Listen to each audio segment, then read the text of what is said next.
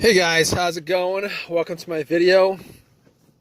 Alright guys, let me tell you guys how I fixed my car the other day. So I was out of the park, did a 1 hour jog, came back to my car, ready to go home, try to start it.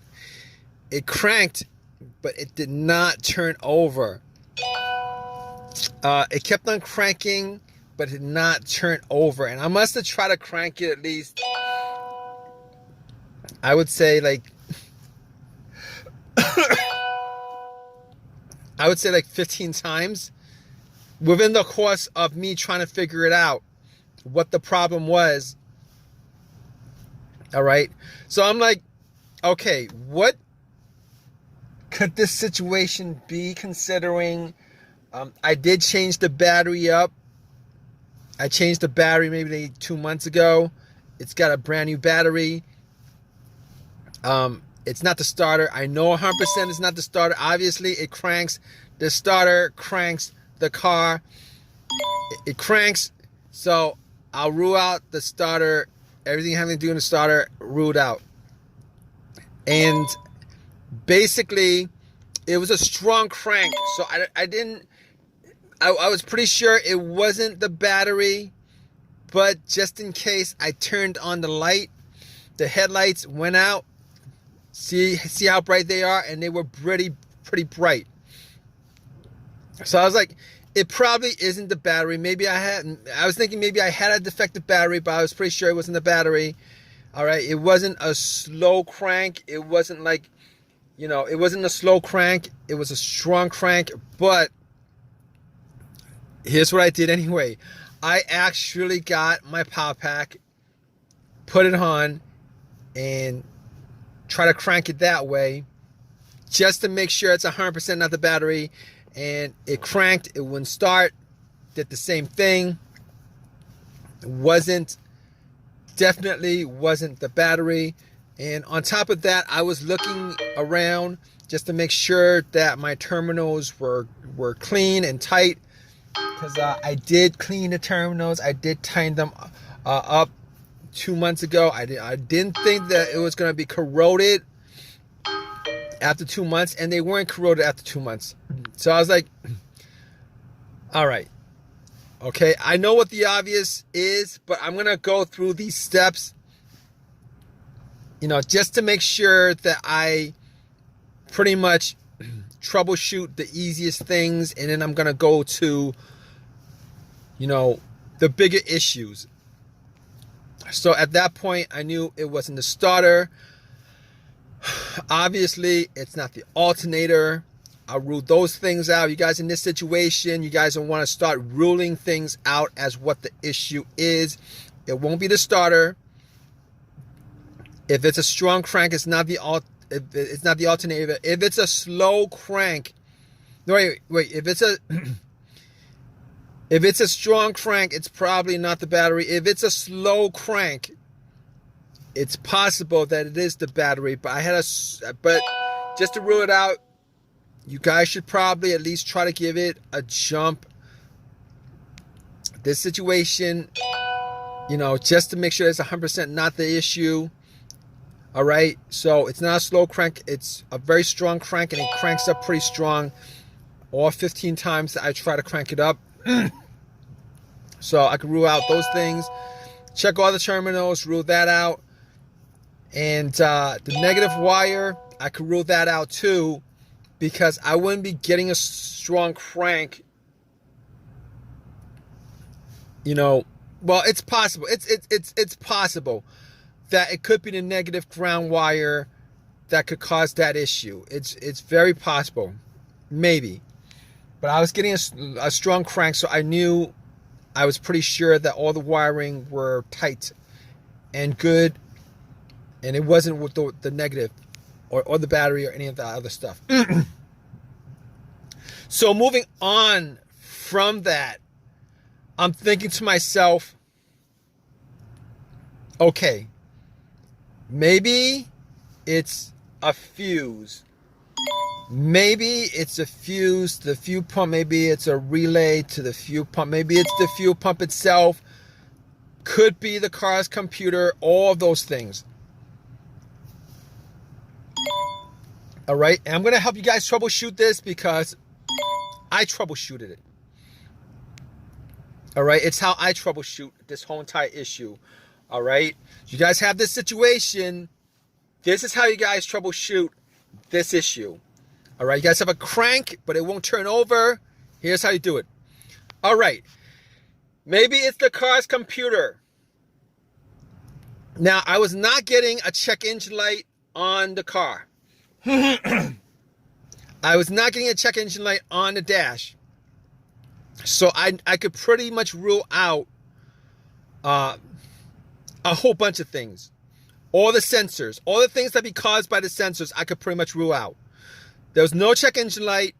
And I'll tell you guys what, when I actually, when I actually put an OBD2 on it, okay, when I put an OBD2 on it, first of all, it actually ran through the scan, gave me a whole readout. So I knew that it was probably not the car's computer to begin with. That's very important. There are situations where the car's computer has issues communicating with the car itself, whether it's a wiring issue, whether it's a blown fuse issue, a short or whatever. Sometimes that occurs, and when that occurs, it will cause the car to crank but not start. All right, and there's a whole host of things I could run down with this, but I could rule out that. All right, and the fact that there was no check engine light on the dash, and then when I read the whole OBD2, there was not a single code that came up. I could rule out anything having to do with the mass airflow sensor, could rule that out. I could rule out the crankshaft, camshaft. I could rule all that out. And I could probably rule out the throttle position sensor on top of that.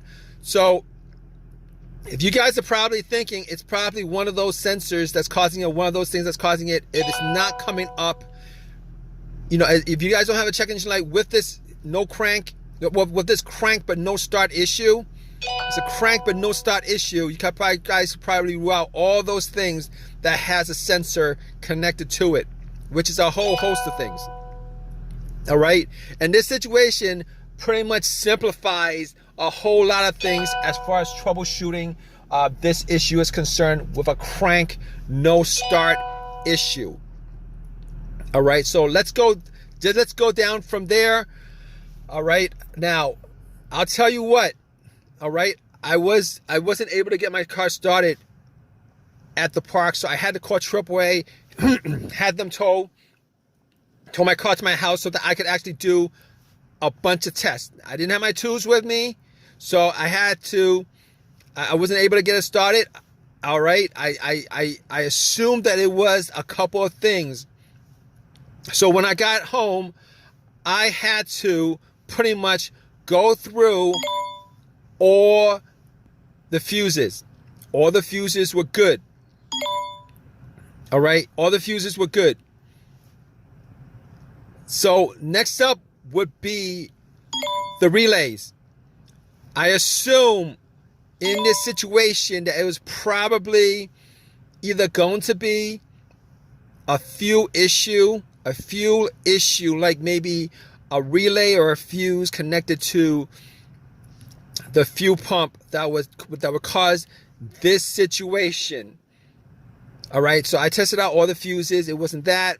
As far as the relay was concerned, I did swap out the fuel pump relay with another relay, with a similar relay, with the same exact number. So